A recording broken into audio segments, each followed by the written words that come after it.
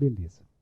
Então, o título da matéria, saindo aí de princípio, justa causa, que está mais ligado à extinção, vamos chamar isso aqui, ó, põe esse título aqui. Estabilidades e garantias de emprego. Vamos pôr esse nome, ó. Estabilidades e garantias de emprego. Colocar esse nome só para mostrar para vocês a pequena diferença que existe entre estabilidade e garantia. Mas tecnicamente é uma diferença só doutrinária. Na prática não existe uma diferença. Tanto é que o próprio tribunal mistura as duas. De vez em quando ele usa estabilidade, de vez em quando ele usa garantia. Mas vamos ver aqui o que isso significa. Conceito. O que significa estabilidade ou garantia? Então podemos pôr assim, ó. Estabilidade e garantia é um limite ao direito, limite ao direito de resilição do empregador. Bem objetivo esse conceito. Limite ao direito de resilição do empregador ou por parte do empregador, pode ser também. Então notem que curioso. Essa palavra resilição, vocês viram lá na aula de verba rescisória. Quando eu mando embora o meu empregado por justa causa, porque ele praticou uma falta, nós chamamos a rescisão genericamente de resolução. Resolução é mandar alguém por justa causa. Mas, quando eu te mando embora sem justo motivo, que é aquela famosa dispensa imotivada, isso é chamado de resilição. Então, na verdade, quando escreve aqui resilição, nada mais significa que é um limite ao direito de dispensa sem justa causa. Ou seja, o empregador não pode fazer a resilição do contrato. E resilição é a dispensa sem justa causa. Dispensa sem justa causa. Ou dispensa imotivada. Isso mostra para a gente que, se a pessoa tiver garantia de emprego, ela pode ser dispensada sem justa causa? Não. Mas se ela tiver garantia, né? Se ela não tiver, pode. Se ela tiver, não. Mas como é que então, já que eu não posso mandá-la sem, posso mandá-la com justa causa? Posso. Aí é só fazer o inquérito. Beleza. Portanto, o inquérito é tecnicamente a única maneira que você teria de mandar alguém embora. Claro que também você vai acabar mandando a pessoa embora se você fechar a empresa. Só que você não está mandando embora, você está fechando a empresa. Mas se você fecha uma empresa, não tem como a pessoa continuar trabalhando. Aí, claro que ela vai perder o emprego. Mas vamos imaginar que você quer mandar aquela pessoa embora. Se ela tiver garantia de emprego, sem justa causa não vai dar. Só por justa causa. Certo? E aí você teria que usar o inquérito, né, em regra, como por exemplo para o dirigente sindical, ajuizando o inquérito, provando que ele praticou a falta, sob pena de não poder mandar embora essa pessoa. Mas, então, se você tiver uma garantia de emprego, você não pode ser mandado embora sem justa causa. Simples assim. É isso que significa. Agora, detalhe, limite. Esse limite, que seria uma proibição, né? Proibição de mandar a pessoa embora sem justa causa. Vocês acham que esse limite que eu não posso mandar a pessoa embora dura para sempre ou dura só um prazo? Se esse limite durar para sempre, se ele for definitivo, a garantia é chamada de estabilidade. Então, estabilidade nada mais é do que uma garantia definitiva. Então, você chama de estabilidade aquela garantia definitiva. Agora, se esse limite não for definitivo, for só provisório, que é o que acontece com a maioria esmagadora, aí você só chama de garantia de emprego. Tá vendo? Então, essa é que é a diferença entre estabilidade e garantia. Garantia é provisória, estabilidade é definitiva. Só que essa distinção é puramente doutrinária. Ela não agrega nada para a gente, porque o que interessa saber é se ela é definitiva ou provisória, não o nome que ela tem. Isso eu digo por quê? Porque o próprio TST, de vez em quando, ele fala que uma pessoa tem estabilidade provisória. Tem vezes que ele fala estabilidade definitiva e estabilidade provisória. Então, o próprio TST mistura os conceitos. Então, não se preocupem se aparecer assim na prova garantia definitiva ou estabilidade provisória. O que interessa é saber se ele está falando de uma garantia definitiva ou de uma garantia provisória. Então, aqui é só uma questão doutrinária, para distinção do nome. Mas isso não é tão relevante assim. O que interessa para a gente é o quê? É conhecer essas garantias. As definitivas e as provisórias. Conhecendo é o que interessa. Beleza? Agora, sobre a parte do inquérito, vou até colocar esse detalhezinho aqui, ó. Para dispensa com justa causa ou por justa causa, né?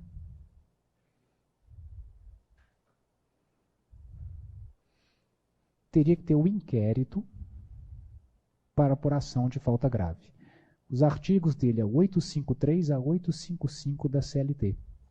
Aí eu não vou entrar muito no mérito dele agora não, que como nós temos uma aula inteira para explicar o funcionamento do inquérito, então lá na aula do inquérito vocês vão ver como é que funciona, que é só para lembrar. Eu não posso mandar embora sem justa causa. Agora, para dispensa com justa causa, normalmente eu uso o inquérito. E esses são os artigos dele na CLT, 853 a 855. Mas, de qualquer maneira, na aula de inquérito, que vocês vão poder assistir nessa semana já explica direitinho a dinâmica, qual que é o prazo para juizar. Ele tem algumas peculiaridades, né? E como é que monta uma peça dessa. A chance de cair uma peça dessa é muito pequena, justamente porque é uma peça muito pequena. Não tem muita coisa para cobrar. Mas pelo sim, pelo não, nós temos um modelo aí para vocês conhecerem. Pois bem, então agora vamos ao que mais interessa. Já sabendo que a garantia de emprego impede a dispensa sem justa causa, vamos saber quais são as pessoas que têm essas garantias. Então agora eu vou fazer a lista para vocês. Lembre que vocês têm acesso à CLT. Todas as garantias estão na lei. É só saber onde encontrar. Você não tem que decorar todas também. Se você olhar no índice, você encontra todas. Mas eu já vou fazer uma lista aqui para pelo menos a gente ter uma ideia de como é que funcionam essas garantias. Porque se cair uma questão aberta na prova, você tem como responder. Se cair na peça, você também vai saber o que fazer. Então vamos lá. Puxa um item 2 aí para mim. Vamos chamar das garantias. Deixa eu começar com uma garantia que é diferente de todas as outras. Depois a gente vai para as outras. Que é essa aqui, ó.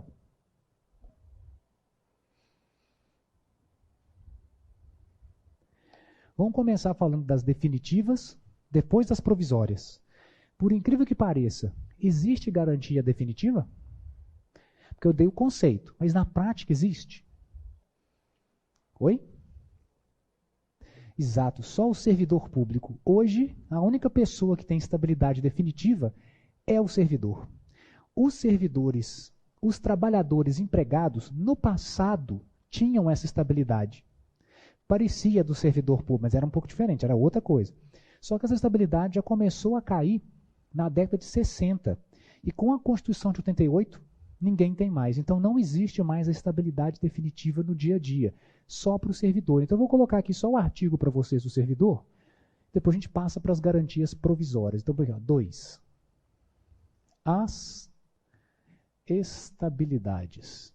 Vou deixar no plural aqui só para ficar igual a outra, né? As estabilidades, ou seja, definitivas.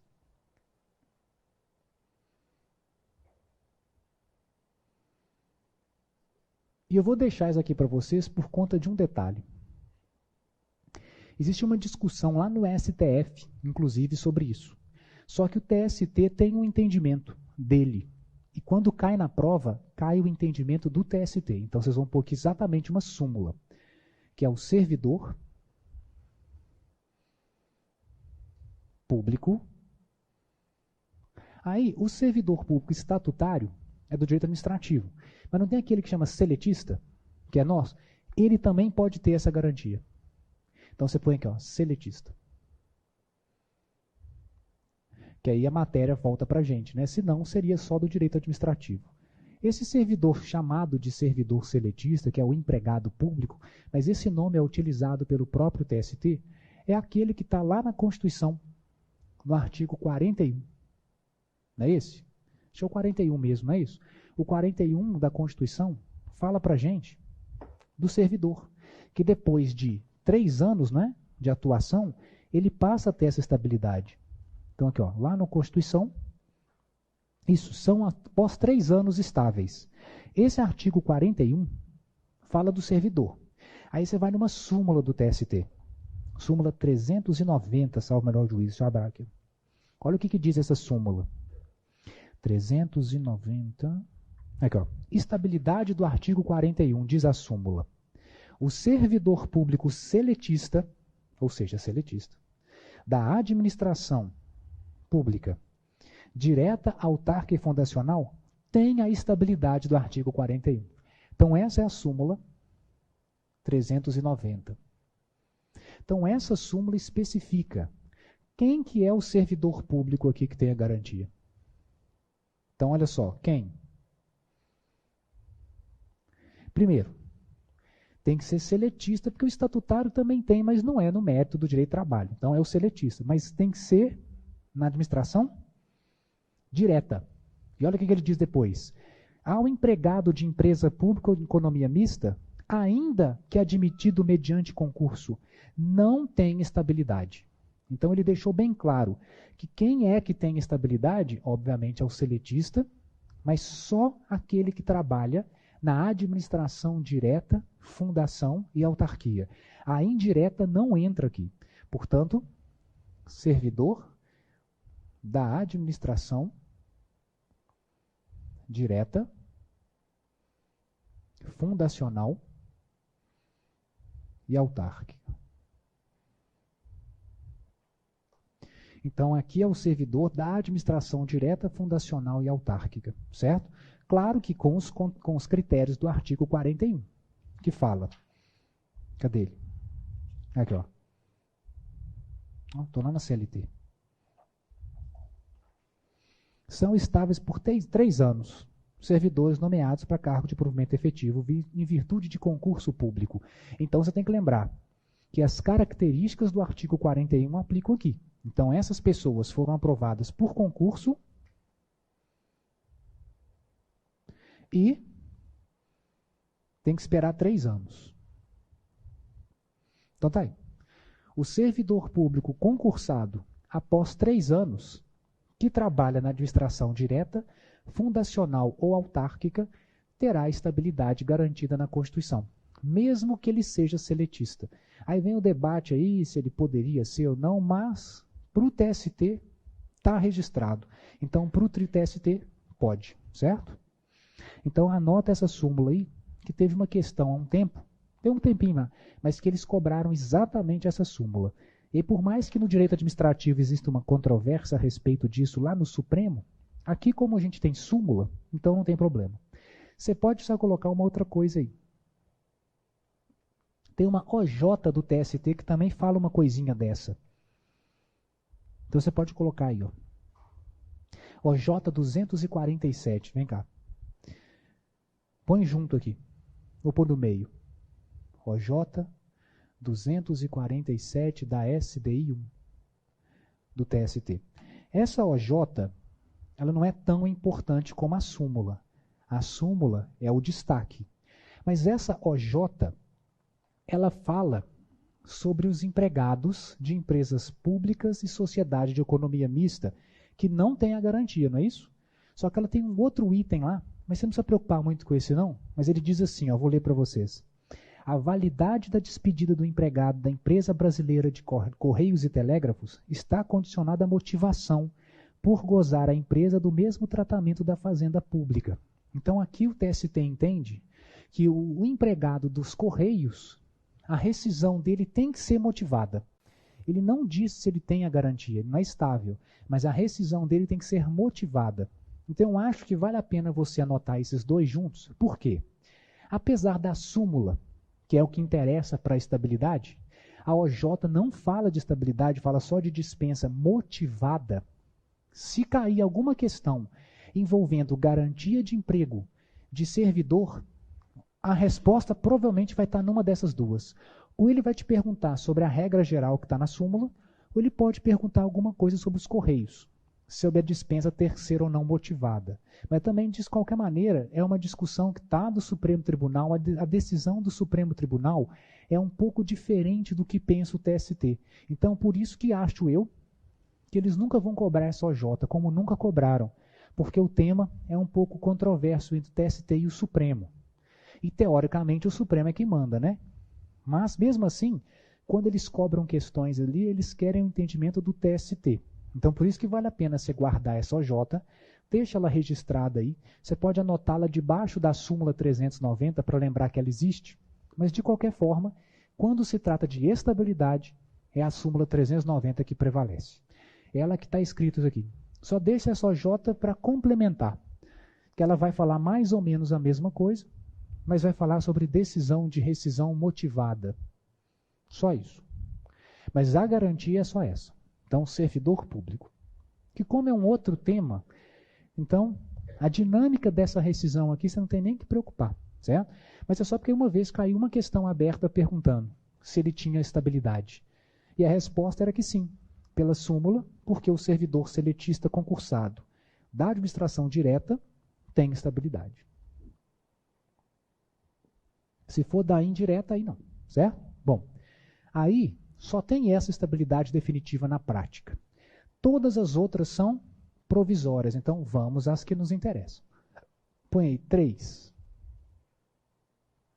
Vamos chamar de as garantias.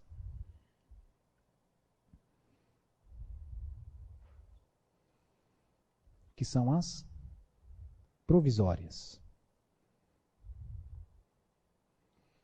Então, tirando o servidor, que não é nenhum tema tão relevante assim para a nossa matéria, mas já deixa anotado aí, agora vamos para aquilo que realmente cai mais na prova, que são as garantias de emprego provisórias, porque praticamente todas as garantias são provisórias, só o servidor que tem essa definitiva.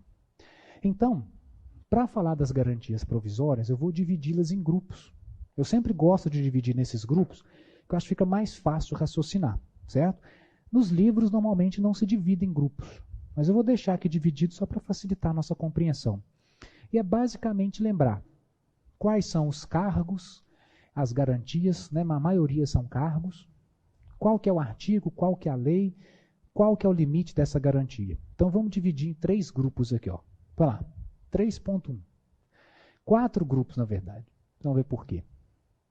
3.1. Primeiro grupo são os cargos que têm eleição. Esse é o maior grupo de todos. Cargos com eleição. Então existem, deixar aqui, 5 na frente. Existem 5 cargos que têm eleição e esses 5 cargos com eleição dão ao empregado a mesma garantia de emprego. Os 5 têm a mesma garantia, então fica a mesma coisa para todos. Lembrando, quando é que começa e quando é que termina essa garantia, vocês lembram? Os cargos que têm eleição, todos eles, a garantia começa do registro da candidatura. Registro, candidatura. Registrei minha candidatura para o cargo, garantia de emprego começa. Vai até a data da eleição. Teve a eleição.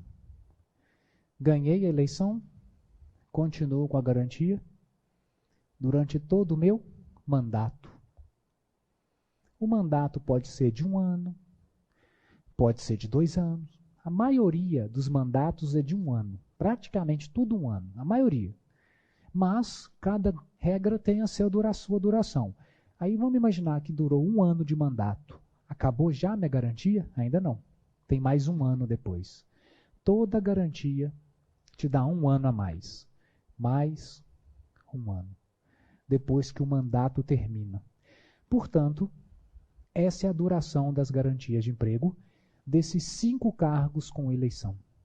Registrou durante o mandato e mais 1 ano depois. Claro que se você participar de uma reeleição, você pode. Aí continua tudo de novo, né? Você perdeu o seu mandato, aí você foi reeleito. Aí, caso de reeleição, volta para cá. Mais 1 mandato. Reeleição, mais 1 mandato. Reeleição. Então, se você for reeleito 30 vezes, você vai ter 30 anos de garantia. Mas vai depender da pessoa ter sido ou não, né? Se tiver ou não uma reeleição. Né? Certinho? Agora, uma vez registrada essa informação, anota mais uma aí. Que é uma informação que serve para todas essas garantias. Tudo igual. Estou colocando primeiro tudo que é igual para depois separar. O que é igual? Aqui, ó. Se você registrar a sua candidatura dentro do aviso prévio ou se você registrar a sua candidatura dentro do contrato determinado, contrato determinado, por exemplo, um contrato de experiência, que é de 90 dias, ou no aviso prévio, que varia de 30 a 90 dias também, vocês já sabem calcular. Se você registrar a candidatura dentro do aviso ou dentro de um contrato determinado, a jurisprudência diz que você não terá a garantia. Então, nesses casos, registro no aviso ou registro dentro de um contrato determinado, o empregado não terá garantia. Risca aí. Esse é um detalhe muito importante, porque as garantias de cargos são assim, mas as garantias pessoais, que a gente vai falar depois, não são assim. Aí eu vou lembrá-los desse detalhe. Mas para esse caso, qualquer questão que cai na prova falando que o dirigente sindical, por exemplo, registrou a candidatura no aviso, não tem garantia. Se ele registrou no contrato determinado, não tem garantia. Isso, inclusive, se encontra na própria súmula do dirigente sindical. Está escrito isso lá. Mas, de qualquer maneira, é uma regra que se aplica para todos. Os 5 cargos que eu vou mostrar agora para vocês. Então, vamos lembrar dos cargos e de quem é que tem a garantia dentro do cargo. Normalmente, quando isso cai na prova, você tem 2 maneiras de perceber isso na prova. Primeira forma, 2 maneiras de cobrar garantia de emprego. Em peça, eles normalmente fazem assim, te dão o cliente, empregado, e o empregado tem a garantia e foi mandado embora durante a garantia. Então, o que você vai fazer? Mostrar que ele tinha garantia e pedir para ele ser reintegrado, que ele vai voltar. Segunda hipótese, o empregado pediu a reintegração porque ele alega ter garantia, mas agora você defende a empresa. E na contestação você vai mostrar que ele não tem a garantia de emprego. Então, de qualquer maneira, quando isso cai numa peça, você tem que saber se aquela pessoa possui ou não garantia de emprego. Então, vamos falar aqui justamente quem são as pessoas que têm a garantia dentro de cada cargo. Então, vamos lá, letra A. Primeiro com esses 5, né? Que é o primeiro deles. É o dirigente sindical.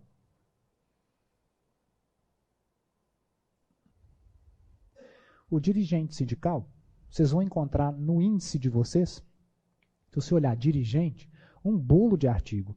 Vou deixar aqui, ó, o que é o destaque?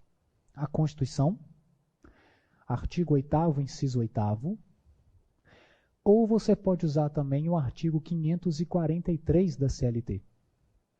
Sim, também tem súmula.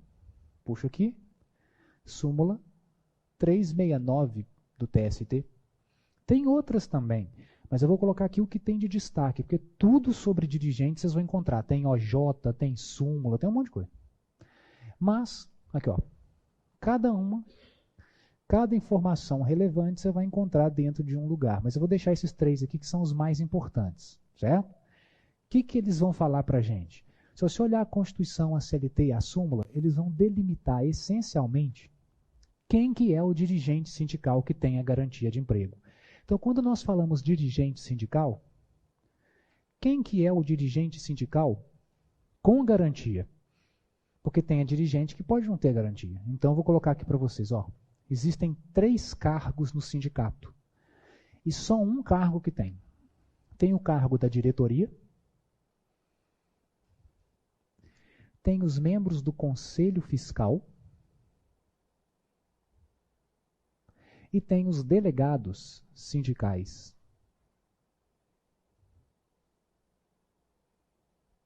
Conselho fiscal, delegado sindical e diretoria. Aí, se você pesquisar na súmula 369, ela diz que somente a diretoria principal que vai ter a garantia de emprego.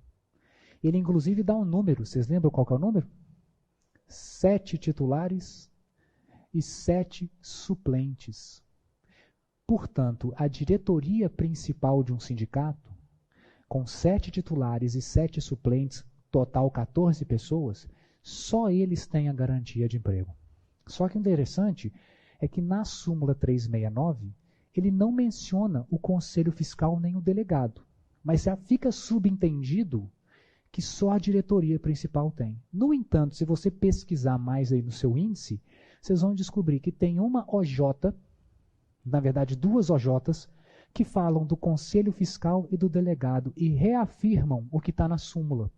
Conselho fiscal e delegado sindical, eles não possuem a garantia de emprego. Ela é realmente fechada só para isso. As OJs que tratam disso, se você quiser pôr aqui na frente, ó, OJs 365 e 369.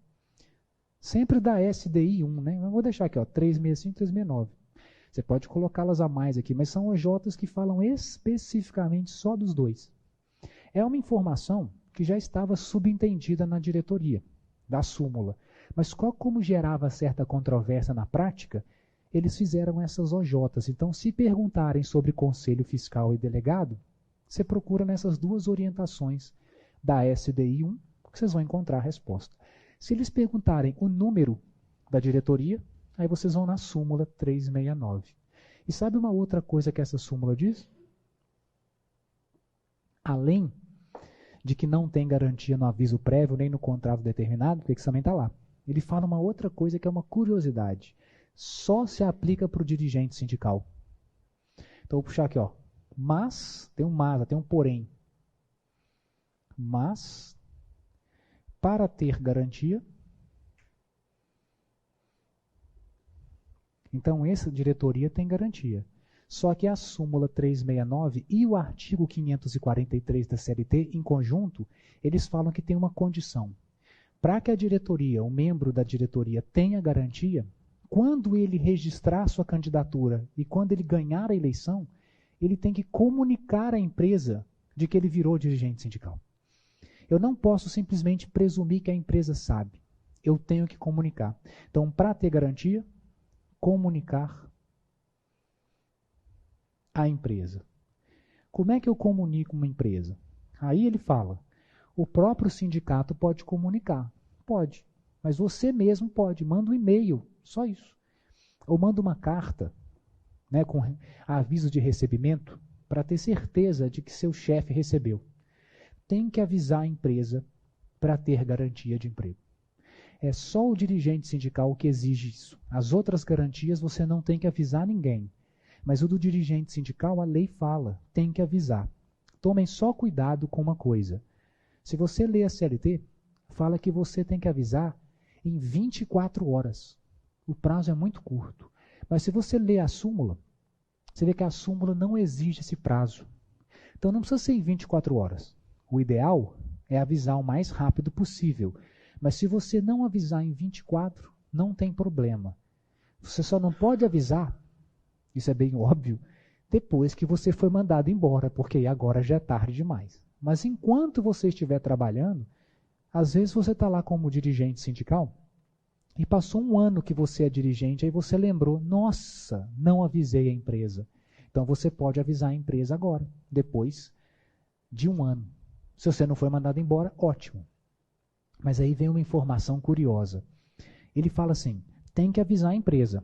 Qual que é o prazo para comunicar? Aí ele não põe um prazo, ele fala durante o contrato. Ele diz, durante o contrato. Ele diz que você tem que avisar a empresa durante o seu contrato, ou seja, antes de você ser mandado embora. Aí vem a questão da prova. Dá para cair uma questão aberta, sim, com letra A e B, quer ver? Tício e Mévio são dirigentes, quer dizer, Tício e Mévio trabalham na empresa. Ambos pretendem ser dirigentes sindicais. Tício registrou sua candidatura durante o seu aviso prévio. E Mévio registrou sua candidatura e virou dirigente sindical. Não tinha aviso prévio, estava normal. Porém, ele esqueceu de avisar a empresa e foi mandado embora antes de poder avisar. E pretende agora avisar dentro do aviso prévio. Notaram a diferença? Um deles registrou a candidatura dentro do aviso. Pergunta, vem para cá. Se eu registrar minha candidatura dentro do aviso, eu vou ter garantia? Não. Então, Tício já esquece. Agora o Mévio. O Mévio é dirigente, só que ele não avisou a empresa durante o contrato. Aí ele foi mandado embora. Quando a pessoa é mandada embora, ela tem que cumprir o aviso, não tem? Dentro do aviso prévio, ele comunicou à empresa por e-mail que ele era dirigente sindical. Ele vai conseguir a garantia ou já que teve o aviso prévio ele perde?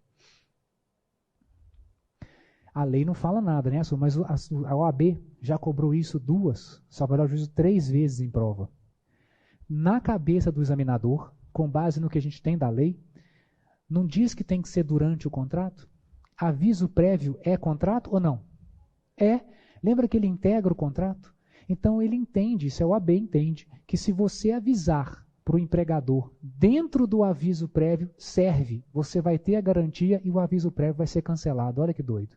Isso não está escrito aqui, mas isso já caiu na prova umas 3 vezes e nas 3 vezes a OAB deu a mesma resposta. Então isso poderia cair numa questão aberta. Aí você usaria a súmula para mostrar que ele avisou durante o contrato. Como o aviso prévio integra, avisar dentro do aviso serve também. Então você pode colocar aqui, ó, durante o contrato, inclusive no aviso. Mas lembra, você só pode usar o aviso prévio aqui para comunicar à empresa que você já é diretor. Você não pode usar o aviso para registrar sua candidatura. Aí não dá.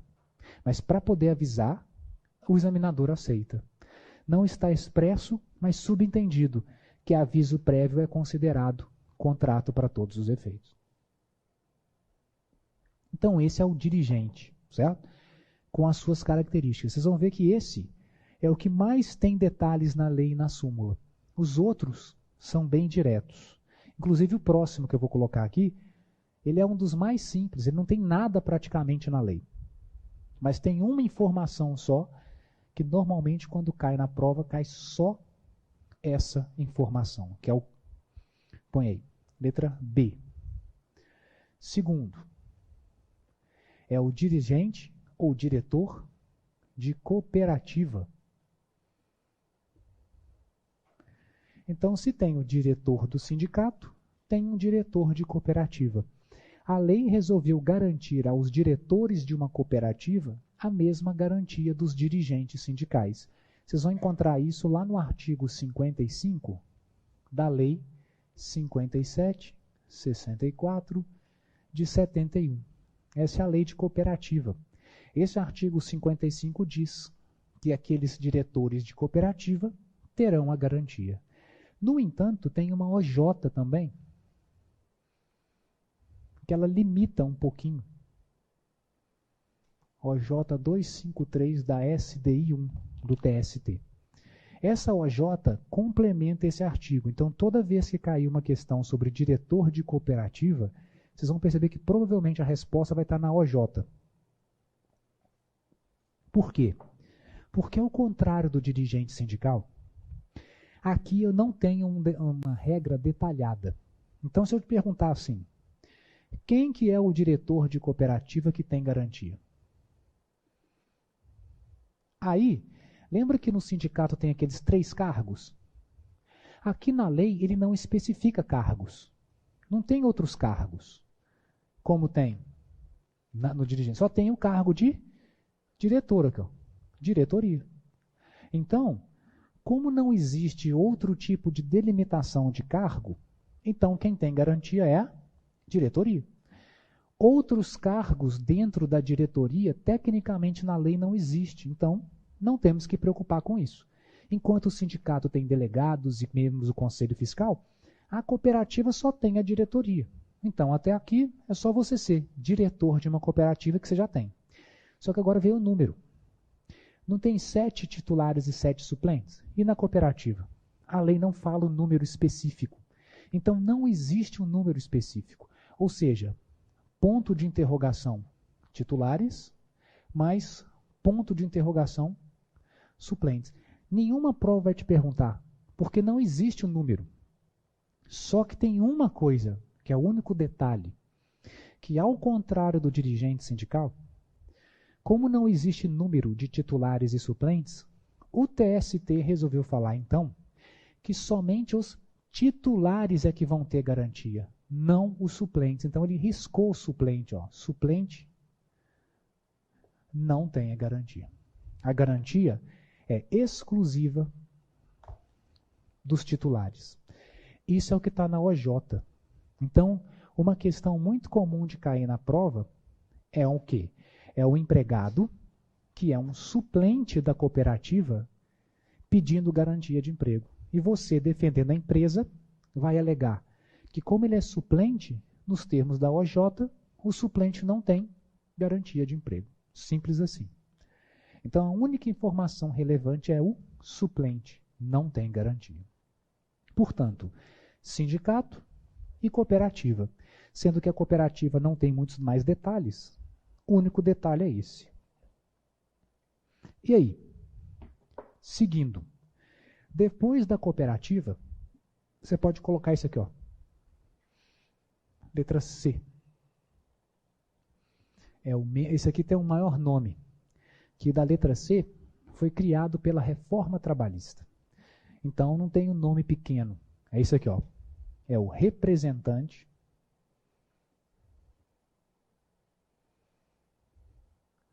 dos empregados em empresas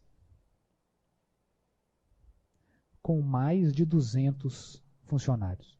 Vou deixar só com mais de 200 aqui para não ficar enorme o número. Mas veja. Então, o que ele quis dizer aqui? Empresas que têm mais de 200 funcionários, mais de 200, os empregados podem escolher representantes que vão falar por eles nas reuniões da empresa. Imagina uma empresa com 10 mil funcionários. Se cada um tiver um problema para reclamar, o chefe nunca vai conseguir ouvir.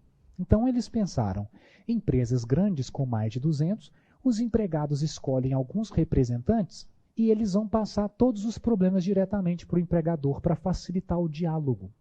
E isso foi regulamentado, que está na Constituição.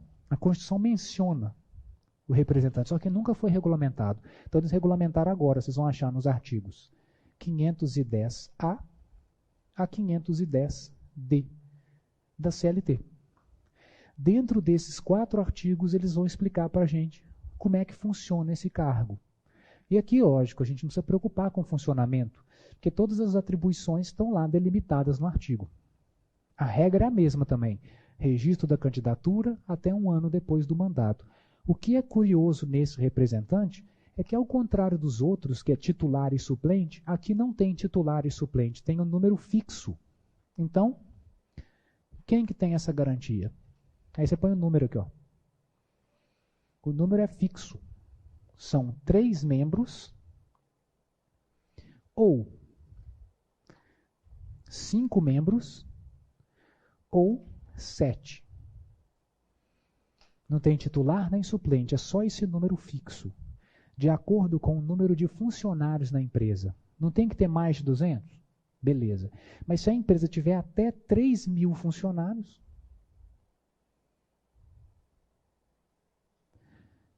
eu posso escolher 3, ou seja, os 3 mil funcionários podem eleger 3 representantes.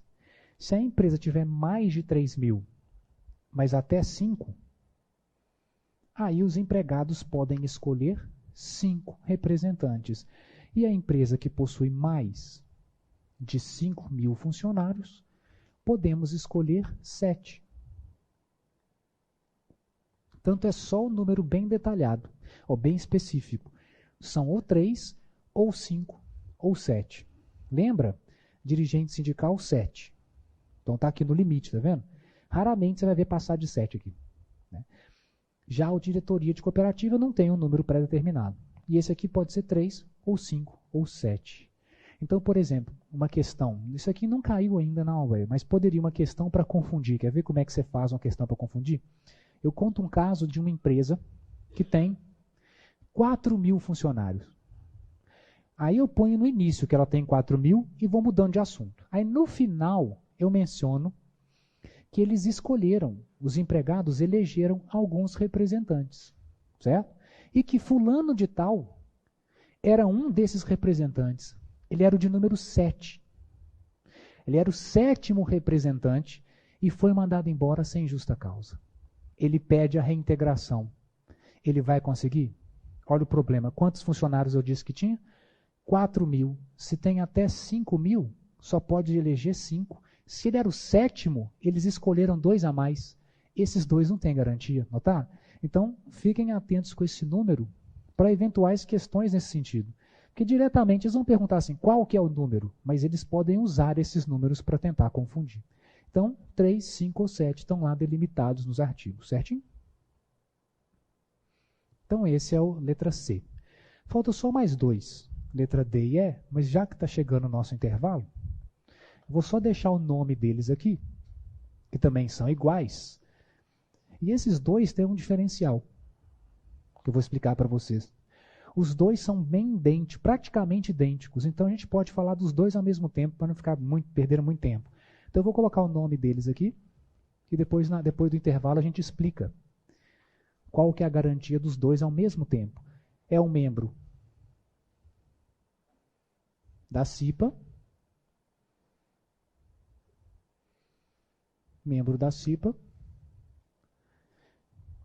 que é o que tem mais artigos aqui, ó.